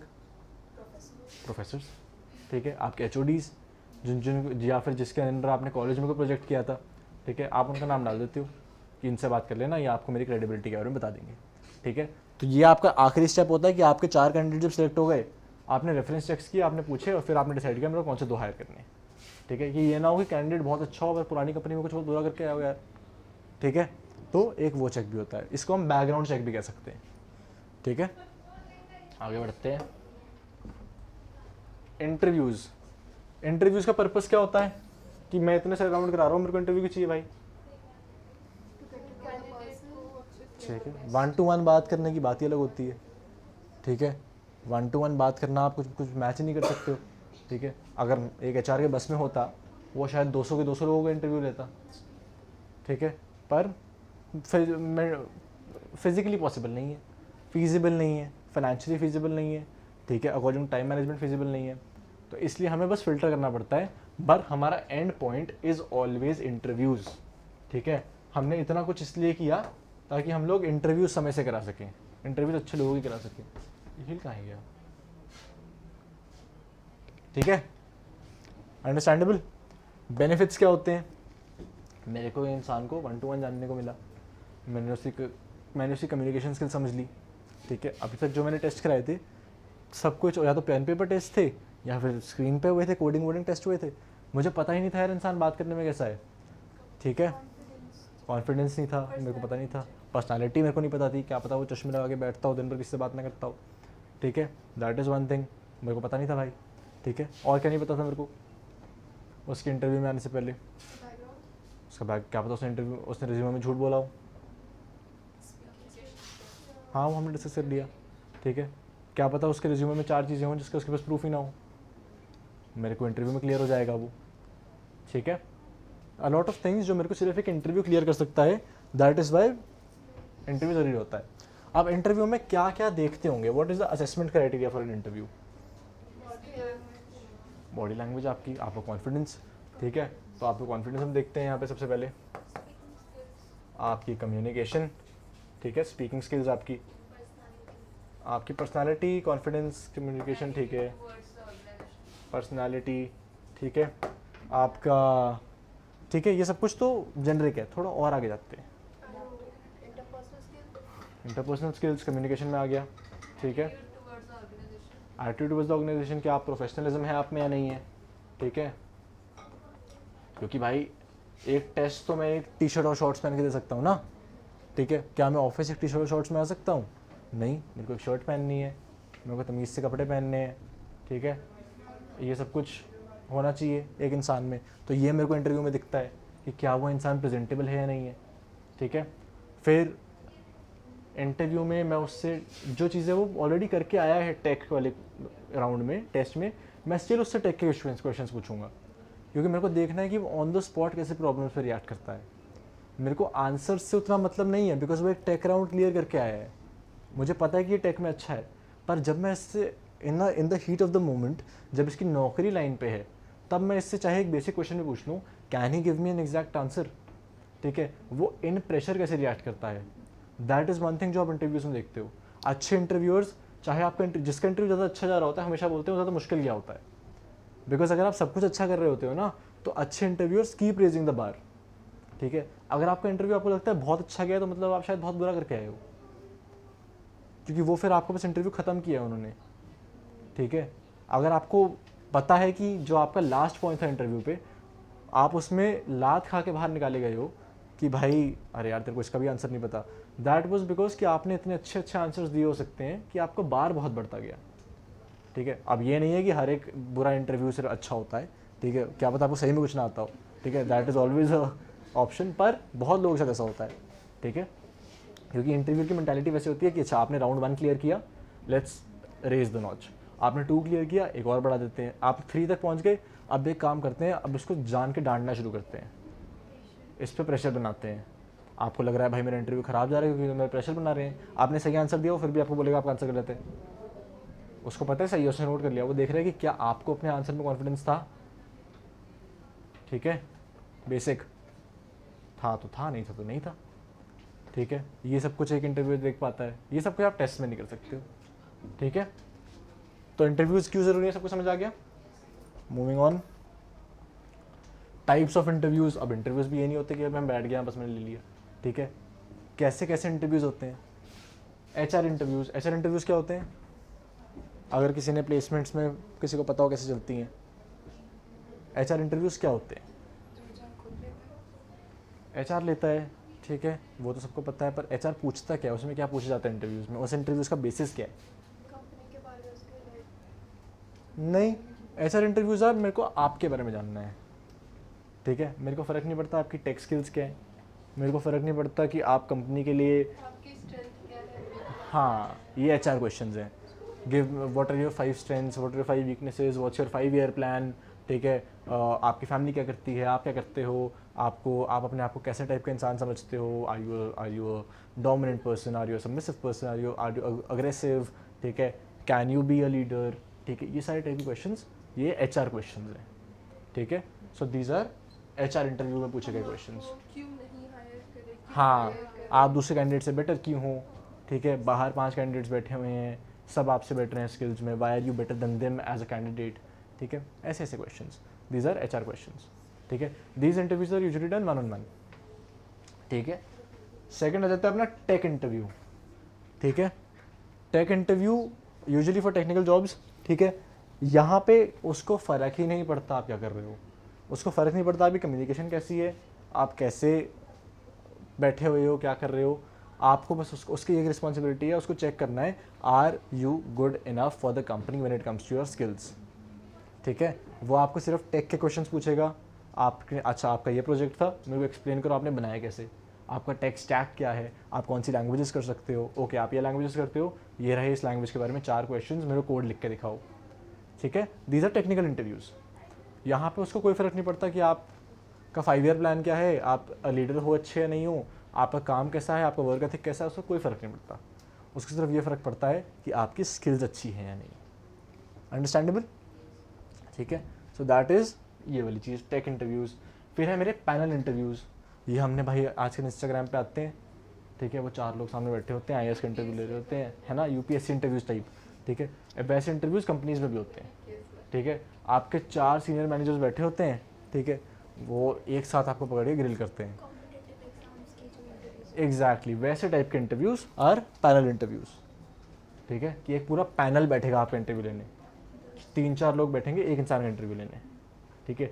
एक स्किल्स के बारे में पूछ रहा होगा शायद, एक टेक के बारे में पूछ लेगा, एक गुड कॉप प्ले कर रहा होगा, एक बैड कॉप प्ले कर रहा होगा, बहुत सारी स्ट्रैटेजीज होती हैं इन अ पैनल इंटरव्यू, ठीक है। और हर एक इंसान ने अपनी जॉब्स बांट रखी होती हैं, ठीक है, कि हम ये पूछेंगे, आप इसको डरा देना, हम लोग आराम से बात कर लेंगे। बहुत तरीके होते हैं of managing a panel interview. Panel interview में आपके ऊपर एक इन्वायरमेंट बनाया जाता है to see if you crack or not. वो सब कुछ चीज़ें एक इंसान भी पूछ सकता था, ठीक है, पर आपके ऊपर वो बनाया गया है प्रेशर ताकि पता चल सके कि आप वो सर्वाइव करते हो या नहीं करते हो, ठीक है। आखिरी ऑनलाइन इंटरव्यू, ये तो हमको पता ही है, वीसीज, जूम पे, गूगल मीट पे, ठीक है। ये 1-on-1 भी हो सकती हैं, ये पैनल भी हो सकती हैं, ये टेक भी हो सकती हैं, एचआर भी हो सकती हैं, पर बस इसमें सिर्फ एक डेफिनेशन है इसका कि the mode of the interview is online, बाकी कुछ फ़र्क नहीं पड़ता हमको, ठीक है। अंडरस्टैंडेबल? ओके, आगे बढ़ते हैं, ठीक है।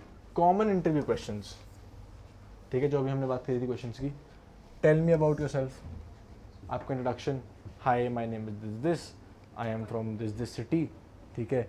मैंने अपने इसमें क्या क्या आ सकता है, अच्छा चलो बताओ, tell me about yourself आपकी इंट्रोडक्शन है, उसमें क्या क्या पॉइंट्स आ सकते हैं? नेम, मेरा बैकग्राउंड, मैं बॉर्न एंड ब्रॉट अप, मेरे अचीवमेंट्स, मेरी एजुकेशन, मेरी हॉबीज़ ये हैं, ठीक है। और soft skills. Tell me about yourself एक बहुत इंपॉर्टेंट क्वेश्चन है एक इंटरव्यू में, क्यों? फॉर एन एम्प्लॉई, क्योंकि पहला क्वेश्चन होता है और इससे एक पर्सन का पर्सपेक्टिव, इससे एक पर्सन का पर्सपेक्टिव बनता है। सेकंड, एक बहुत इंपॉर्टेंट चीज़ है जो अच्छे, जिन्होंने बहुत सारे इंटरव्यूज़ दे रखे होते हैं, जो लोग इंटरव्यूज़ की तैयारी भी करवाते हैं, वो आपको बताते हैं इस क्वेश्चन के बारे में, ये एचआर को पता लगे कि वो बंदा अपना कितना जानता है, how much he knows, ठीक है। कॉन्फिडेंस को चेक ये सब कुछ तो है ही, फर्स्ट क्वेश्चन है, ठीक है। पर एक बहुत इंपॉर्टेंट चीज़, ये क्वेश्चन अगर आप एक स्मार्ट एम्प्लॉई हो, ठीक है, अगर आप एक स्मार्ट इंटरव्यूई हो, ठीक है, ये क्वेश्चन से आप अपना पूरा इंटरव्यू का कंट्रोल ले सकते हो, ठीक है। मैं अपने इस क्वेश्चन के बीच में जान के I will drop talking points, ठीक है, कि sir I have worked in this company for 5 years, ठीक है, sir my hobbies are this, ठीक है। I will give him points to pick up on, ठीक है, सो दैट इंटरव्यू उसके हिसाब से ना चले। मुझे पता है कि मैं 4 चीज़ें प्रिपेयर करके आया हूँ इंटरव्यू में, जिसके बारे में मेरे को बहुत अच्छे से पता है, और अगर मैं वो मेंशन करूँगा, वो चीज़ों के बारे में मेरे से पूछा जाएगा, ठीक है। So I mention those things in my interview, ठीक है, जान के। एम्प्लॉयर को नहीं पता ये बात कि मैं जान के मेंशन कर रहा हूँ, ठीक है, मैंने कर दी। एम्प्लॉयर को लग रहा है कि उसने मेरी क्वेश्चन में से उठाई और उसने मेरे से एक सरप्राइज क्वेश्चन पूछा, बट मैंने वो एक्सपेक्ट कर रखा था। तो अब मैं एम्प्लॉयर के हिसाब से नहीं चल रहा हूँ, employer is working for me, ठीक है। So that this is why it is a very important question when it comes to an interviewee, ठीक है। अगर आप इस क्वेश्चन में सिर्फ बोल देते हो okay my name is this, my age is this, I am from this school, मैंने ये कर रखा है, दैट्स इट, तो आपने भाई उसको कोई टॉकिंग पॉइंट्स ही नहीं दिए। When you don't give the employer any talking points, तो अब वो खुद से बनाएगा, ठीक है, वो खुद से बनाएगा तो मतलब उसकी आप तैयारी नहीं करके आए हो, ठीक है, which means now the interview is in his hands, the ball is completely in his court, ठीक है। If he wants to ask you questions he will, and you not prepared for that, ठीक है। So बहुत important है ये question. Second, strengths, ठीक, give me your 5 strengths, ठीक है, गिव मी योर 5 वीकनेसेस। अब वीकनेसेस का सबसे बेवकूफ़ किस्म का आंसर है दैट जो लोग अपनी स्ट्रेंथ्स को एज वीकनेसेस बता देते हैं, ठीक है, कि आई वर्क टू मच, ठीक है, हाँ यार, ठीक है, I can't give enough personal time, I work too much. Every employer knows कि भाई ये तो बेवकूफ़ बना रहा है, ठीक है। उससे अच्छा है बी ऑनेस्ट, ठीक है। If I know I have ego issues, ठीक है, in working in a team, how I can present that is, yes sir, I've been told to have ego issues or anger management issues at time, but I've been working on it using this. I've been meditating, I've been developing anger management techniques. उससे interviewer को 2 चीज़ें दिखती हैं, एक आपको acceptance है अपनी problems का, विच मीन्स जब आप इस कंपनी में काम करोगे and you mess up, you will own up to it, ठीक है।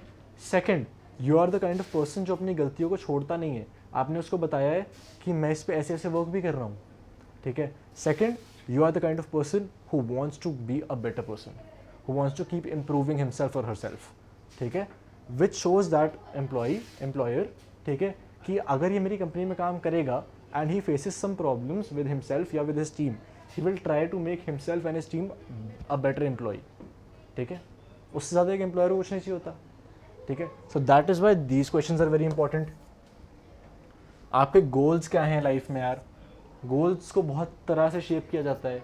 कोई तो सीधा पूछ लेगा आपका गोल्स क्या है, कोई बोलेगा आपका 5 year प्लान क्या है, कोई बोलेगा आपका 10 year प्लान क्या है, फिर वो देखेंगे कि क्या है हमारी कंपनी से अलाइन करता है, अगर मैं एक कंपनी में जाके बोल दूँ यार मेरा प्लान है that in 2 years I need to do an MBA and I need to leave this company, पर वो कंपनी 5 साल के लिए एक एम्प्लॉय ढूंढ रही थी, तो वहाँ पे हमारे गोल्स मिसअलाइन हो गए, ठीक है, तो मैं नहीं हायर हो सकता उस कंपनी में, ठीक है। That is why this is also very important question, ठीक है, अंडरस्टैंडेबल। सब समझ गए कॉमन इंटरव्यू क्वेश्चंस क्या होते हैं। आगे बढ़ते हैं।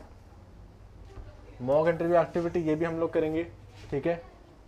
इसमें कुछ नहीं है, जो हम लोग रोल्स निकालेंगे, ठीक है, या फिर हम लोग उस टाइम पे नए रोल्स बना देंगे, 1 2 3 4 5 6 7, आप आज भी 8 9 ही बच्चे हैं, तो हम लोग 2 के ग्रुप्स में डिवाइड होकर एक एम्प्लॉयर बनेगा, एक एम्प्लॉय बनेगा, और हम लोग इंटरव्यूज़ कंडक्ट करेंगे, ठीक है। किसी भी पोजीशन के लिए हम लोग इंटरव्यूज़ कंडक्ट करेंगे। तो अपने ऑलरेडी ग्रुप्स बना लेना, एक ग्रुप में हम पैनल इंटरव्यू कर लेंगे जो 3 वाला बनेगा, ठीक है। तो आपने ऑलरेडी ग्रुप्स बना के रखना और अपना रोल डिसाइड करके रखना। ये आज करेंगे हम, ठीक है, क्योंकि आज अपना सेकंड सेशन है ना। अगर टाइम बचा तो आज कर लेंगे, वरना मंडे कर लेंगे, ठीक है। अगर वो रेज्यूमे वाली एक्टिविटी के बाद टाइम बचता है तो विल डू इट आज, ठीक है। आगे बढ़ते हैं, ठीक है। ATS क्या होता है? Applicant tracking system. क्या किसी ने यहाँ पे ATS के बारे में सुना है? क्या किसी ने ATS ऑप्टिमाइज्ड रेज्यूमेस के बारे में सुना है? ठीक है। ATS क्या होता है? आप जब हमने डिस्कस कर लिया कि बहुत कंपनीज में बहुत सारे रेज्यूमेस आते हैं, वो स्क्रीन नहीं हो पा रहे हैं, ठीक है, तो एक सॉफ्टवेयर कंपनी यूज करती है विच इज ATS। इसमें एक सेट पैरामीटर्स होते हैं, ठीक है, कि मेरे को ये चाहिए, मेरे को ये चाहिए, मेरे को ये चाहिए, और ATS एक ही तरीके से काम करता है, ठीक है। तो आप अगर ऑनलाइन जाएंगे आपको बहुत सारे ATS रेज्यूमे बिल्डर्स मिल जाएंगे, ठीक है, जो आपका रेज्यूमे ऑप्टिमाइज करते हैं। आपको अपने रेज्यूमे का ATS स्कोर मिल जाएगा, ठीक है, और आप उसको इम्प्रूव कर सकते हैं। तो जब आप एक कंपनी में अपने रेज्यूमेज भेजते हैं, आपकी कंपनी वो रेज्यूमेज ATS पे डालती है, ठीक है, वहाँ से स्क्रीनिंग होती है। तो जो हम लोग इतने टाइम से ऑटोमेटेड स्क्रीनिंग की बात कर रहे थे, वो usually 80% of the companies ATS पे करती हैं, ठीक है। थोड़ा फॉर्मली पढ़ लेते हैं। What is an ATS? Software designed streamline recruitment process collecting, organizing and filtering job applications, ठीक है, समझ गए। ये सब कुछ बेसिकली रिज्यूमे स्क्रीनिंग का काम है इसका, ठीक है। की बेनिफिट्स क्या है इसके? Improve efficiency, automates resume screening, manage candidate data, facilitating communication with applicants.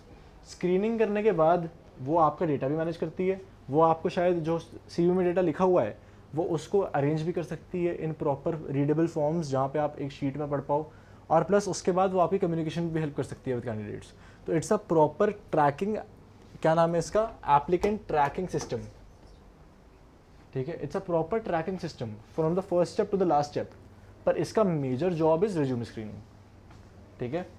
Popular examples Greenhouse, Lever, Workday, Bamboo HR, ठीक है, ये सारे अलग अलग सॉफ्टवेयर्स हैं जो ATS के एग्जाम्पल्स हैं, ठीक है, समझ गए।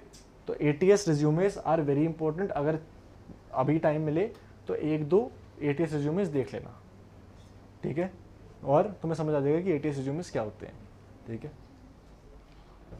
आगे बढ़ते हैं। फ्यूचर ऑफ रिक्रूटमेंट, ठीक है, आगे जाके रिक्रूटमेंट कैसे हायर करी जाएगी, या आज भी जो अच्छी एडवांस कंपनीज है वो कैसे यूज़ कर रही हैं। पहला आपकी यार AI ड्रिवन हायरिंग, ठीक है, आपका AI जॉब एप्लीकेशन जनरेट कर रहा है, AI स्क्रीनिंग कर रहा है, AI ही आपका इंटरव्यूज़ दे रहा है, ठीक है। तो AI का एक बहुत इंपॉर्टेंट रोल है आपकी हायरिंग में। सिंपल, AI का टाइम चल रहा है, ये तो होगा ही होगा। सेकंड आपकी रिमोट हायरिंग, कि यार मैंने एक जगह बैठे हुए दूसरी जगह पे एम्प्लॉय हायर कर लिया, ठीक है, मैं ना कभी मिला, मेरा ना भी कुछ हुआ, मैंने भाई गुड़गांव में बैठे बैठे शायद एक जयपुर के लिए एक कैंडिडेट हायर भी कर लिया, और वो वहाँ पे काम भी करने लगा, मैं कभी उससे मिला भी नहीं, ठीक है। शायद वो भी एक रिमोट जॉब में ही काम कर रहा हो भाई, ठीक है, शायद उसको, मेरा ऑफिस यहीं पे हो, मैंने उसको हायर भी रिमोट के लिए किया है, इंटरव्यू भी रिमोट लिया, प्रोसेस भी रिमोट हुआ, और मैंने उसको हायर भी रिमोट के लिए कर लिया। रिमोट हायरिंग्स, ठीक है। सोशल रिक्रूटिंग, ठीक है, जैसे अभी इंस्टाग्राम पे रिक्रूटिंग हो रही है, ठीक है, आप एक नॉर्मल सोशल सेटिंग में जाके, जहाँ पे यूजुअली जॉब्स की बात नहीं हो पा रही हैं, ठीक है, वहाँ पे आप कर रहे हो। जॉब मिक्सर्स होते हैं बहुत सारे, ठीक है, जहाँ पे बहुत सारी मतलब काइंड ऑफ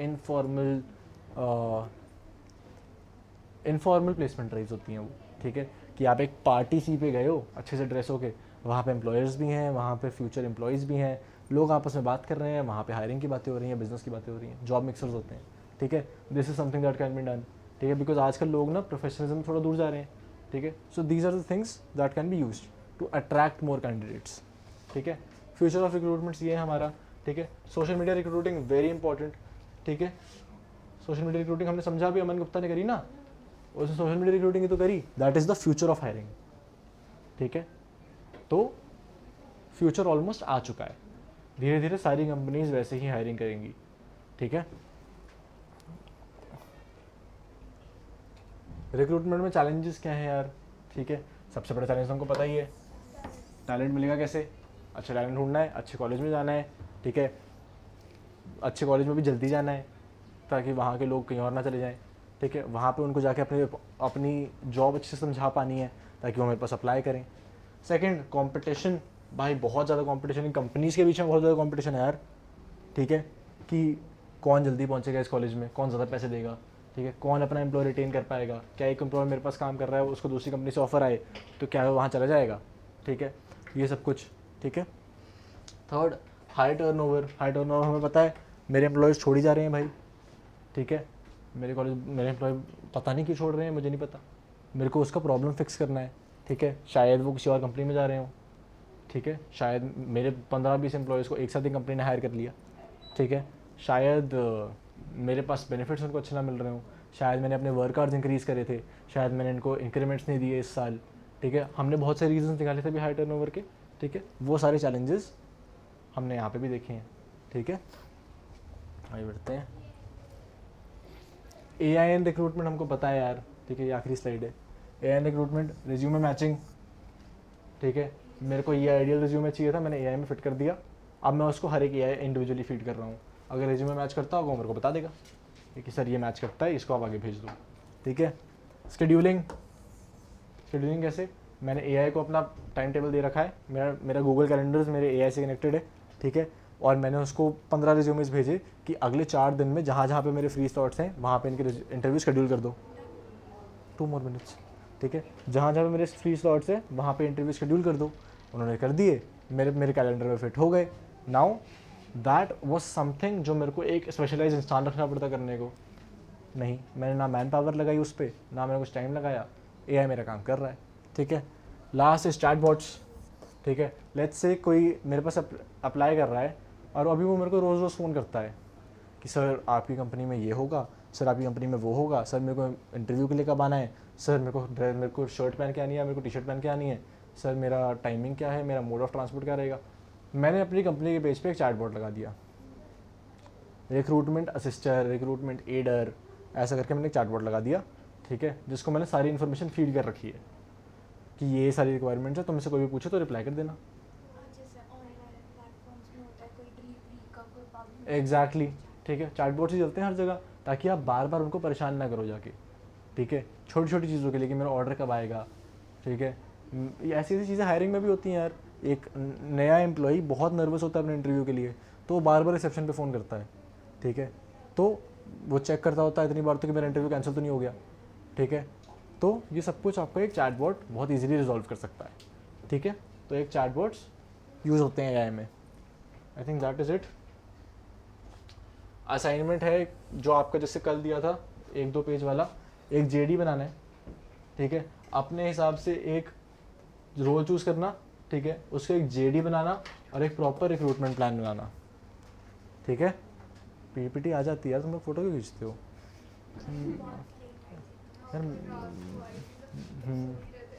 मैं भी क्लास में ही करा करता था, तो टीचर्स बोलते थे, ठीक है. तो जो भी है, एक रोल बना लिया मैंने, बिजनेस डेवलपमेंट मैनेजर. उसका फिर मैं JD बनाऊंगा. हमने सीखा JD कैसे बनाना है. जिसको थोड़ा डाउट्स हो JD कैसे बनाना है, ऑनलाइन 1-2 JDs देख लेना, या फिर मैं ये PPT तो भेज दूंगा, ठीक है. और थर्ड, रिक्रूटमेंट प्लान बनाना है, ठीक है. कि अब मैंने JD बना दिया, मेरा रिक्रूटमेंट प्लान क्या है कि मेरे पे इतने कैंडिडेट्स आने वाले हैं, मैंने इनके ऐसे इंटरव्यूज़ देना है, मैंने इनको एक टेक इंटरव्यू कराना है, मैंने इनको एक ये वाला इंटरव्यू करवाना है, ठीक है.